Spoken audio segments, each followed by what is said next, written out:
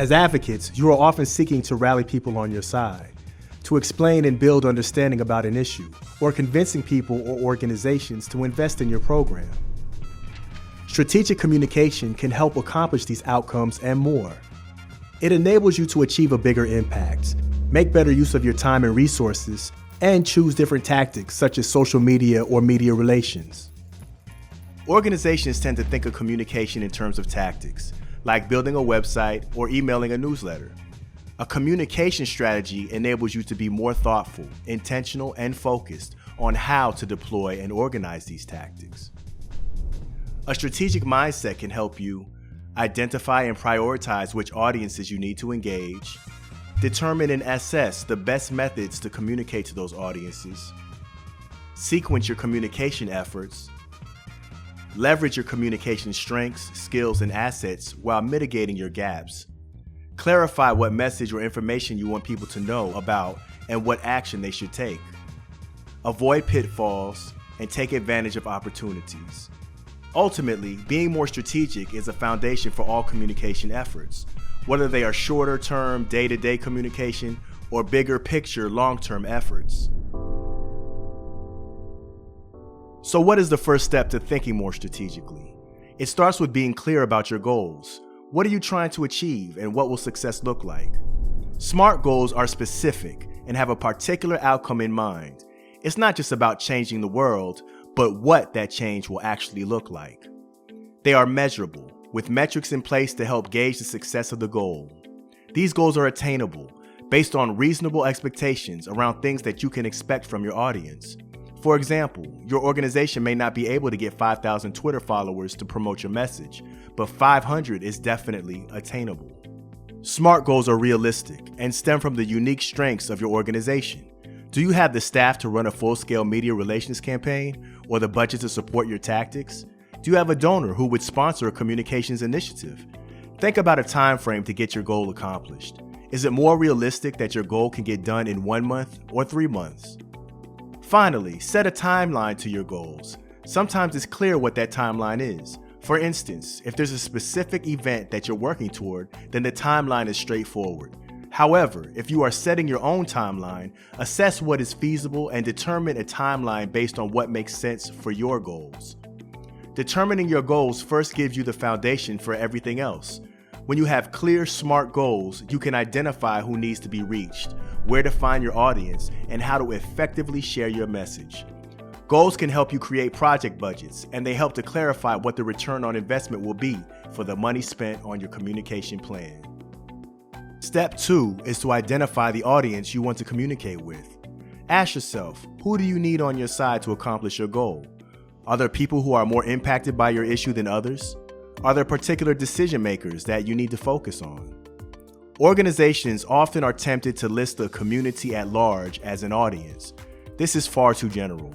When you are trying to reach everyone, you are often reaching no one because our community is too big and diverse. Think about specific demographics. Is your audience working mothers in Oakland? Is it a state legislative committee in Mississippi? Is your audience Spanish-speaking fathers in Albuquerque? Sometimes there are multiple audiences you are trying to reach. If this is the case, it is still important to prioritize your reach.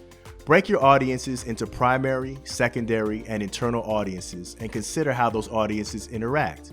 For example, if you are trying to reach an elected official, that elected official might be the primary audience, but that elected official is beholden to their constituents. So voters, supporters, constituents, and influential organizations might be a part of the secondary audience. Be clear and intentional about why you need to communicate to a specific audience.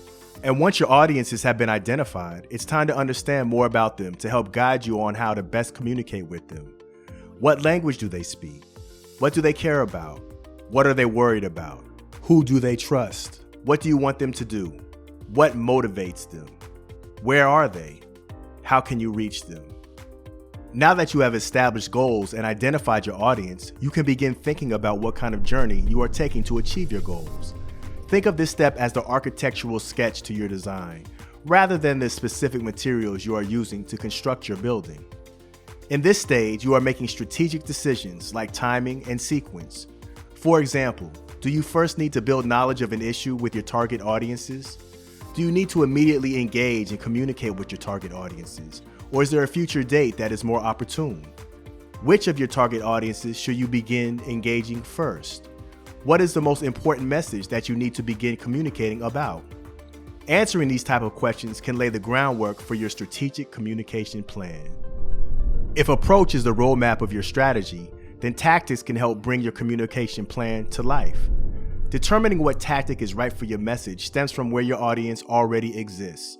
If you can understand how your target audience consumes information and deliver your message through that tactic, then you are more likely to succeed in reaching your goal. Is your audience primarily reading progressive news outlets? Are they primarily gathering in person to discuss key topics? Are they active on a social media platform? It is also important to consider the time it takes to properly implement a tactic. For instance, earning a quote in a key news story may take time to build rapport with the journalist and garner credibility, while creating a post for your already established Twitter audience might take no time at all. Your tactic may also be informed by what resources you have at your disposal. Do you have connections to an influencer who can champion your message? Taking time to determine your strengths and pitfalls can help inform what tactics are appropriate for your strategy. Evaluation doesn't just come at the end. It consists of determining your goals on the front end and reviewing those key performance indicators against your strategy throughout the process. By having measurable goals in place from the beginning, you can evaluate what aspects of your plan are working and what aspects of your plan are failing, and change your strategy to better serve your goal. Build into your efforts internal debriefs where you can evaluate, reassess, and come up with different tactics if necessary. It is critical to understand that communication strategies do not need to be rigid. Oftentimes, they should be flexible and adapt to changing circumstances. Thinking strategically about your communication can help carry your message further.